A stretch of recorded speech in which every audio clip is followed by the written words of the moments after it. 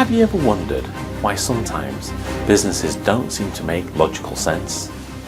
Perhaps you've even been working in an organisation where you find change really a struggle, and that you found that people just seem to make the wrong kind of decisions and for the wrong reason. That ends up with the wrong result. But wouldn't you prefer to be in a place where you can understand exactly what's going on? You can see the problems before they happen. And not only that, but you've learnt a way of being able to communicate to the people in the organisation and to the organisation itself, which allows it to grow and get over the challenges that it might have put in front of its way. Hi, I'm Martin Sharp, author of the award-winning book Digital Transformation and creator of the Consultant Success System. And today, what I'd like to talk to you about, businesses are made up of people. And for some people, they haven't really actually thought about that. The fact that businesses are actually just a collection of people that are there to do a common thing, to be able to get to a goal which allows them to be able to continue living. And this is a collective understanding of how these things work, is that every business is in exactly the same way. Now, because of the peculiarity of a business being made up of people, it shares some of the same strengths and some of the same weaknesses that working with people on an individual basis also share.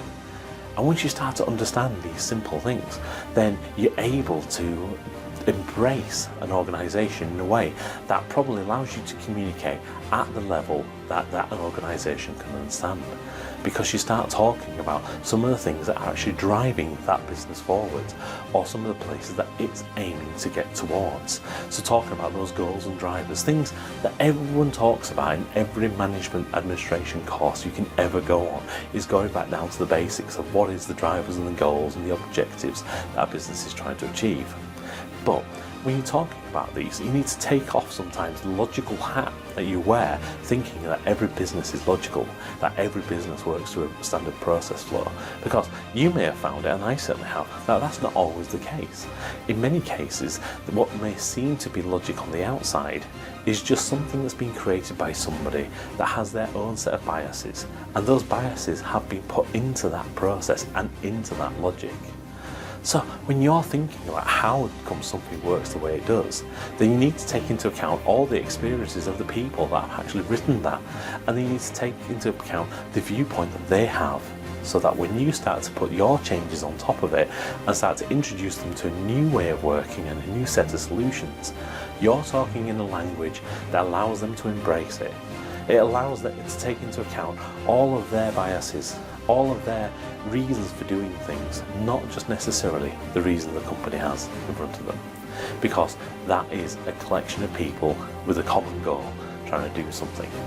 So if you think about things like sports people, they've got a very similar thing. If you look at a sports team, for instance, somebody doing a relay race, if you've got a relay race full of absolutely fantastic runners that are all working together as a great team, then what you see is a fantastic result at the end of it. They make sure each handover is as smooth as possible. They make sure that each transition works really, really well. Whereas if you've got a relay race full of absolute sterling runners, but they weren't necessarily running together as a team, what you might find is the handovers might not be quite as good, or those transition points might not necessarily be as smooth as you might be wanting them to. So then you have to work with them on why those are the case. And it might be that the runners you've got, some of them might be the ones to run first, some of them might want to run last.